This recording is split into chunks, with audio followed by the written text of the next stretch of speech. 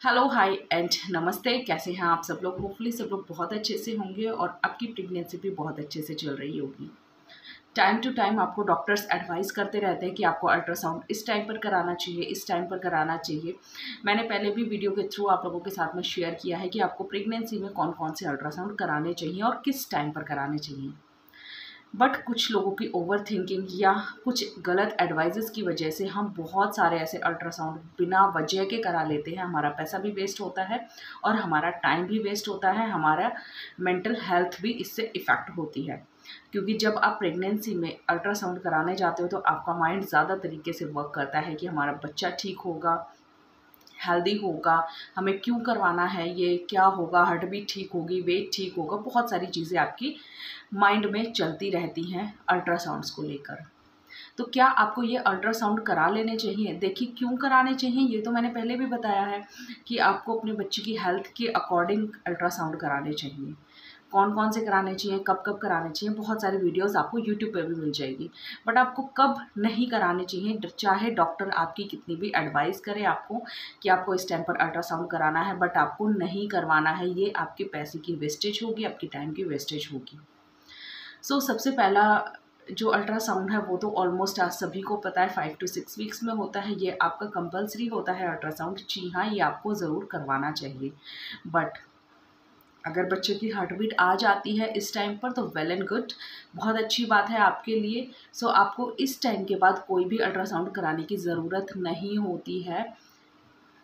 11वें हफ्ते से लेकर 13वें हफ्ते के बीच में एक एनटी स्कैन होता है। आप तब तक कोई भी अल्ट्रासाउंड ना करवाएं अगर आपके पहले अल्ट्रासाउंड में बच्चे की हार्ट बीट आ जाती है। चाहे आपको डॉक्टर एडवाइस करे या कुछ भी बोले, अगर आपका बच्चा हेल्दी है, हार्ट बीट ठीक है, पोजीशन ठीक है, बच्चे की मूवमेंट तो इस टाइम पर बिल्कुल भी नहीं होती है। कुछ डॉक्टर्स आपको ऐसा बोलकर भी अल्ट्रासाउंड के लिए एडवाइस करेंगे कि आपके बच्चे की हलचल आपको फील हो रही है या नहीं हो रही है, चाहे वो 10th वीक में ही क्यों ना हो। अगर आपको इस चीज़ की नॉलेज नहीं है कि बच्चे की हार्ट बीट कब आती है या बच्चे की हलचल कब महसूस होती है, तो आप मेरे चैनल पर जाकर और भी वीडियोस देख सकते हैं इससे रिलेटेड।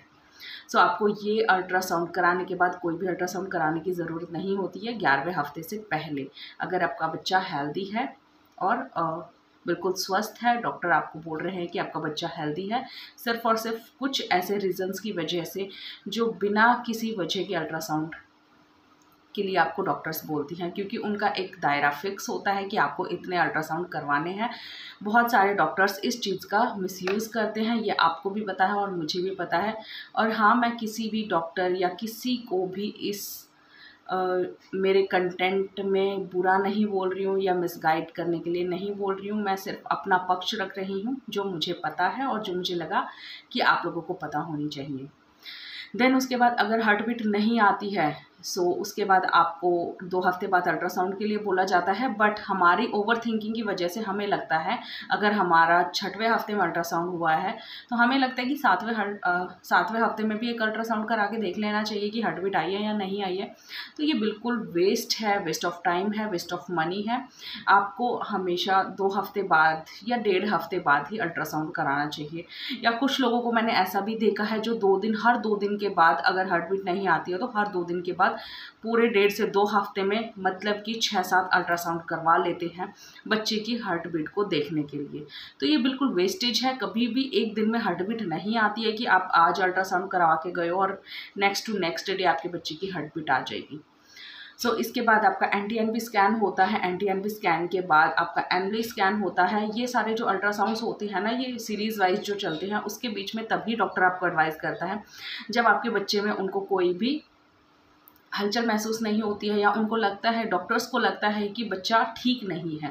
अगर बच्चा हेल्दी है, मूवमेंट ठीक हो रही है, तो कोई भी ज़रूरत नहीं होती है। या एमनियोटिक फ्लूइड, अगर आप डॉक्टर्स आपको एडवाइस करती है कि बच्चे में एमनियोटिक फ्लूइड की कमी है, तो आप अल्ट्रासाउंड के लिए जा सकते हैं। बट सिर्फ और सिर्फ हमारी ओवर थिंकिंग की वजह से आप अल्ट्रासाउंड करवाएं, ये चीज़ बिल्कुल ठीक नहीं है। देन उसके बाद एनवली स्कैन के बाद आपका कलर डॉपलर होता है। इस बीच में अगर कहीं पर भी, क्योंकि जो आपका एनुअल स्कैन होता है वो 5th मंथ के अराउंड होता है, 4.5 मंथ के बाद होता है। 5वें महीने के बाद आपका डायरेक्ट जो कलर डॉपलर होता है वो होता है 8th मंथ में। इस बीच में अगर आपका बच्चा बिल्कुल ठीक है तो इस बीच में आपको कोई भी अल्ट्रासाउंड कराने की नीड नहीं होती है। जी हाँ, कलर डॉपलर के बाद उसके बाद आपका जो अल्ट्रासाउंड होता है वो सिर्फ और सिर्फ आपकी ईडीडी को ध्यान में रखते हुए या आपके जो एस्टिमेटेड ड्यू डेट होती है, डिलीवरी डेट होती है, उसको जानने के लिए, या बच्चे की हलचल ठीक हो रही है या नहीं, बच्चे का वेट ठीक है या नहीं। अगर आप कलर डॉपलर के बाद कोई भी अल्ट्रासाउंड नहीं भी कराते हो तो भी कोई दिक्कत वाली बात नहीं होती है, क्योंकि कुछ डॉक्टर्स का मानना होता है कि वो हर मंथ आपका अल्ट्रासाउंड करवाते हैं, चाहे first, second, third, fourth, fifth, six, seventh, eighth, ninth, but इसकी कोई भी नीड नहीं होती है। ये आप अपने तरफ से आप बोल सकते हो डॉक्टर्स को, या ज़्यादा अगर आपके डॉक्टर्स आपको एडवाइस करते हैं अल्ट्रासाउंड के लिए तो आप अपना डॉक्टर चेंज करके अनदर एक कंसल्टेशन के लिए जा सकते हो। सो आई होप आप लोगों को आज की वीडियो यूज़फुल लगी होगी। यूज़फुल लगी तो please like, share and subscribe ज़रूर कीजिएगा। कुछ नॉलेजेबल वीडियो के लिए अगर आप चाहते हैं कि मैं कंटेंट क्रिएट करूं आप लोगों के लिए तो प्लीज़ नीचे कमेंट सेक्शन में ज़रूर बताइएगा। Thank you so much.